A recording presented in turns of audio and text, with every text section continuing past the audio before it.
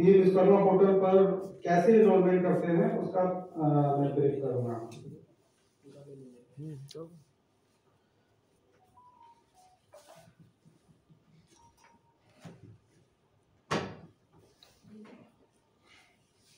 PM विश्वकर्मा.gov.in का link के बारे में सभी को पता होगा, कोई वैसे भी नहीं है जिनको नहीं मालूम है। अच्छा, एक चीज मैं जानना चाह रहा हूँ कि जितने वीएलई बैठे हुए कोई नए वीएलई हैं जो अभी तक पीएम विश्वकर्मा साइट पर कॉमन सर्विस सेंटर के माध्यम से आर्टिजन्स का पंजीकरण नहीं किया है? लगभग सारे लोगों ने किया है, चलिए अच्छी बात है। मैं थोड़ा सा ब्रीफ कर दूं, आप लोग तो जानते ही हैं, ठीक है। देखिए, मेरे पास बहुत सारा पेड़ से सवाल आता है कि सर एक लिंक दिया हुआ है कि व्यू ई श्रम डेटा, ठीक है, इसके बारे में बहुत लोगों को पता भी होगा, बहुत लोगों को नहीं पता होगा। मैं बता दूं कि ई श्रम पोर्टल पर ऑर्गेनाइज सेक्टर के जितने भी लेबर हैं उनका हम लोगों ने पंजीकरण किया था, याद है सभी को, ठीक है। अब मैं बता दूं कि ये लिंक यहाँ पर क्यों दिया हुआ है। अगर एक तरह से बोले हम लोग आर्टिजन्स है, जो आपको ट्रेडिशनल आर्टिजन्स है, वो पारंपरिक कामगार है, ठीक है, तो ई श्रम पोर्टल पर उनका भी रजिस्ट्रेशन हुआ होगा, ठीक है। ये इसलिए दिया हुआ है कि आपको ज्यादातर आर्टिजन्स को खोजने की जरूरत नहीं है।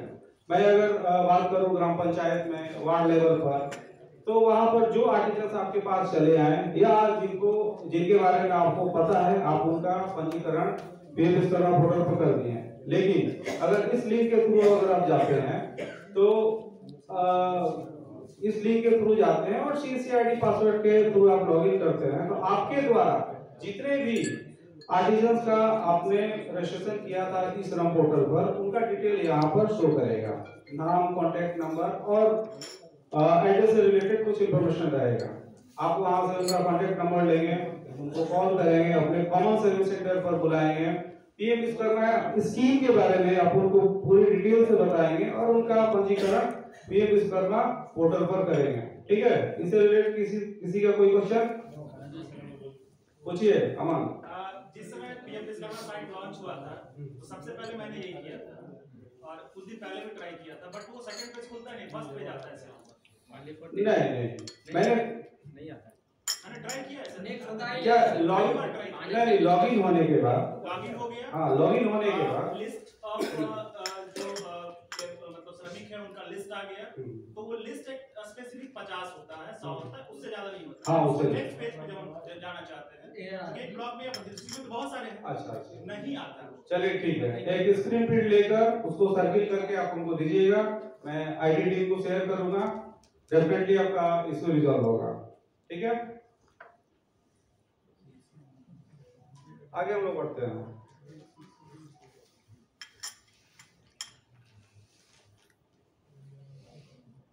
आर्टिजन्स का रजिस्ट्रेशन करने के लिए उसके दिए गए नीचे वाले लिंक पर हम लोग क्लिक करेंगे। देखिए, ये आप यही इसी पेज की शायद आप बात कर रहे हैं जहां पर आर्टिजन्स को शो किया हो रहा होगा, यहाँ पर ब्लैंक है, आप नेक्स्ट पेज पर नहीं जा रहे हैं, चलिए ठीक है।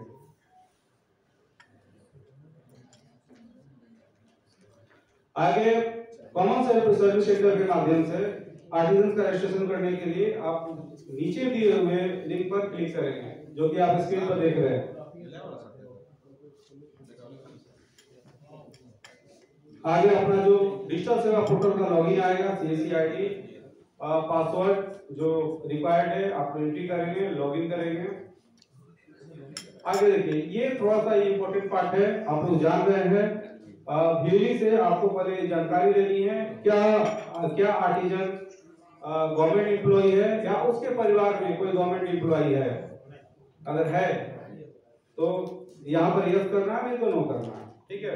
क्या आर्टिजन्स ने कोई क्रेडिट लोन लिया है पिछले 5 साल में, तो उसका डिटेल उनसे लेना है।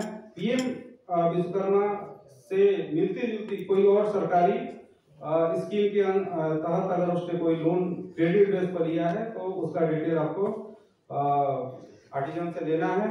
अगर नहीं लिया है तो नो, अगर लिया है तो यस, ठीक है। आगे आधार लिंक, आर्टिजन का आधार लिंक मोबाइल नंबर यहाँ पर हम लोग एंट्री करेंगे और 12 डिजिट का आधार नंबर यहाँ पर हम लोग एंट्री करेंगे। अगर मान लीजिए आधार पे जो मोबाइल नंबर अटैच्ड है किसी कारण से वो बंद हो चुका है तो पहले मोबाइल नंबर चेंज कराएंगे उससे पर हाँ आधार में आपको जो चालू नंबर है उसको आपको अपडेट कराना होगा। यहाँ पे एक चीज जो है हाँ उसके बाद आप पिन इस पर यहाँ पे एक और ऑप्शन होना चाहिए ऑथेंटिकेशन का बायोमेट्रिक बाद में आता है सर ऑथेंटिकेट आता है यही पर आ जाए तो ज्यादा बेटर रहेगा। ओटीपी के जगह बायोमेट्रिक और ऑथेंटिकेशन आ जाए दोनों यहाँ थोड़ा सा टेक्निकल इशू यही है कि वो मैसेज आता है हो गया है ना तो बेचारा वो परेशान हो जाता है नंबर। तो देखिए अपना ईसीएल सेंटर है, बहुत सारे इसमें भेजी है जो ईसीएल सेंटर भी चलाते हैं। अब बताइए इसका सॉल्यूशन के लिए आर्टिजन्स कहाँ जाएगा? कॉमन सर्विस सेंटर में आधार अपडेशन का भी काम होता है, तो इसमें से बहुत सारे लोग हैं जो ईसीएल सेंटर चलाते हैं। हर जगह सुविधा नहीं है ना जहाँ पर है हमको लगता है हर एक ब्लॉक में नहीं होगा तो 10 ईसीएल सेंटर जरूर होगा।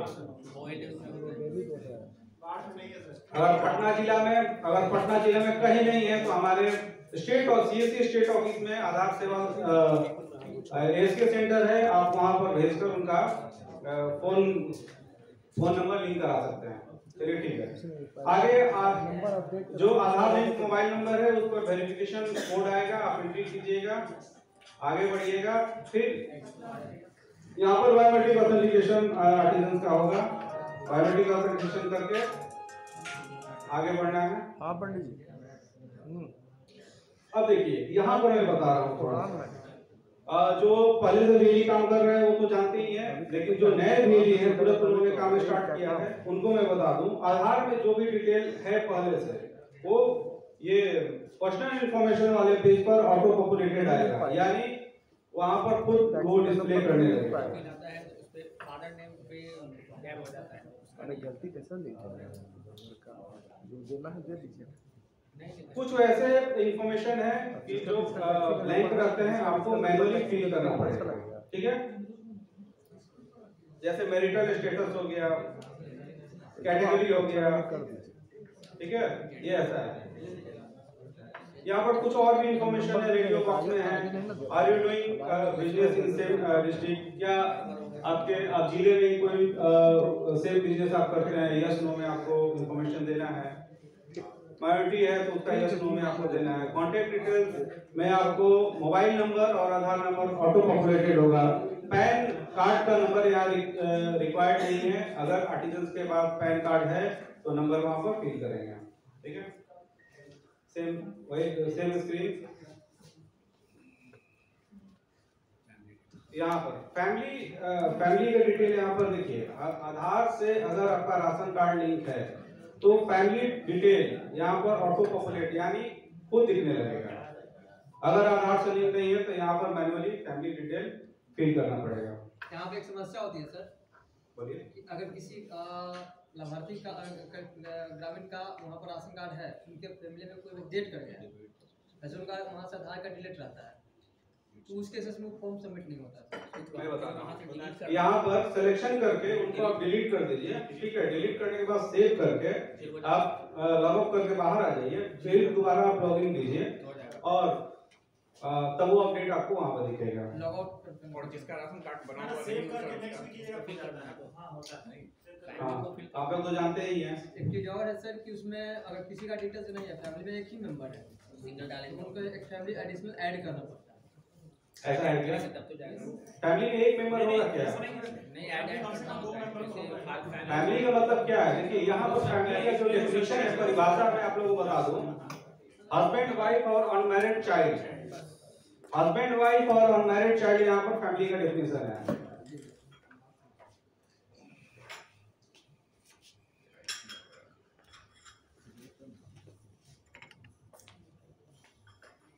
हाँ ये आधार से जो ऑटो पॉपुलेट किया हुआ एड्रेस है वहां पर ये दिखेगा।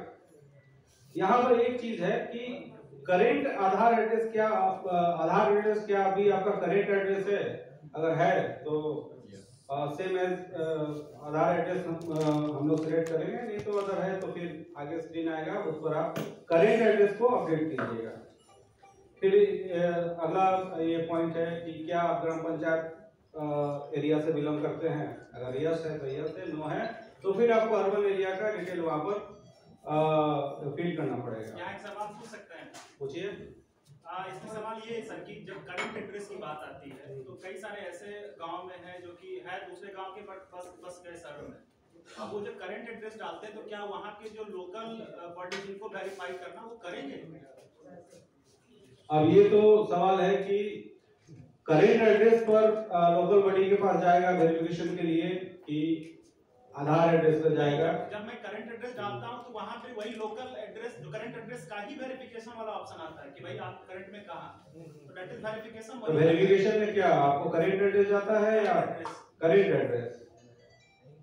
तो जाके मिलना पड़ेगा, बताना पड़ेगा भाई मेरा अभी करंट एड्रेस ये है। अपना खुद है, उसको आप एड्रेस कैसे उनसे बात करंट एड्रेस और सही आपको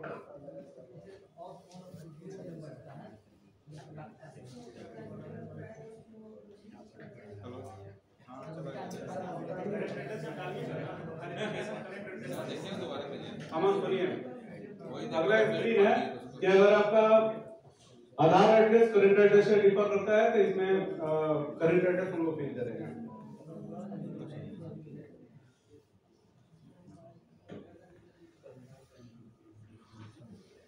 देखिए ये इंपॉर्टेंट सेक्शन है, आर्टिजन्स का उसका ट्रेड क्या है, ठीक है। आर्टिजन को आप अच्छी तरीके से समझाइएगा जो 18 टाइप का ट्रेड्स है। देखिए मैं एक चीज और बता दूं, किसी भी आर्टिजन का पंजीकरण करने से पहले पूरे स्कीम के बारे में उसको अच्छी तरीके से बताइए, ठीक है। क्या होना है, क्या नहीं होना है, कितने टाइप के आर्टिजन है, क्या बेसिक डॉक्यूमेंट की रिक्वायरमेंट है, वो भी उनको बताइए, ठीक है। उसके बाद उनका पंजीकरण कीजिए। इससे होगा क्या कि गलत पंजीकरण नहीं होगा, ठीक है। यहाँ पर देखिए ट्रेड नेम है, ऊपर से सब कैटेगरी है। सब कैटेगरी आप लोग ध्यान दीजिएगा, बहुत लोग पूछते हैं कि सब कैटेगरी क्या है, ठीक है।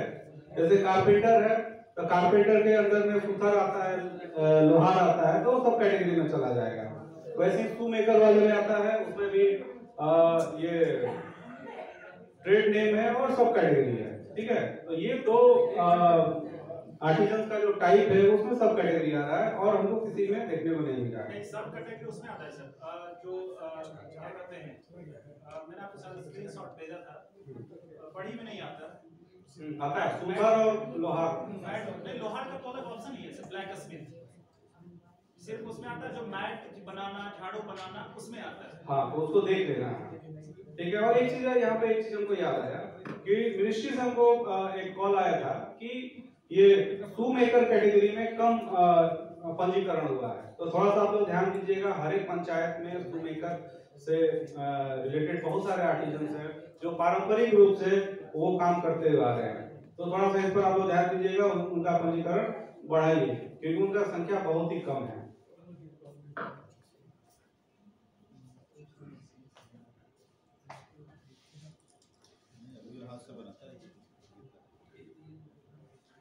हाँ, बिजनेस एड्रेस अगर आपका आधार से सेम है तो ठीक है, अगर नहीं है तो बिजनेस एड्रेस आपको यहाँ पर देना होगा। बैंकिंग डिटेल ये तो आप लोग जान रहे हैं, बैंक से रिलेटेड जितना भी इंफॉर्मेशन है आपको यहाँ पर फिल करनी होगी। क्रेडिट सपोर्ट देखिए यहाँ पर सुबह से बताया गया, एसबीआई के बैंक के जो अधिकारी थे वो भी बता रहे थे कि लोन के लिए या क्रेडिट सपोर्ट के लिए क्या करना होगा। वो दो टाइप का स्कीम बता रहे थे, 1 लाख का और 2 लाख का। लेकिन यहाँ पर आर्टिजन से आपको पूछना पड़ेगा कि बिजनेस को एक्सपेंड करने के लिए आपको कितने अमाउंट की जरूरत है। यहाँ पर मिनिमम 50,000 और मैक्सिमम 1 लाख, उसके बीच का अमाउंट आप यहाँ पर फिल कीजिएगा।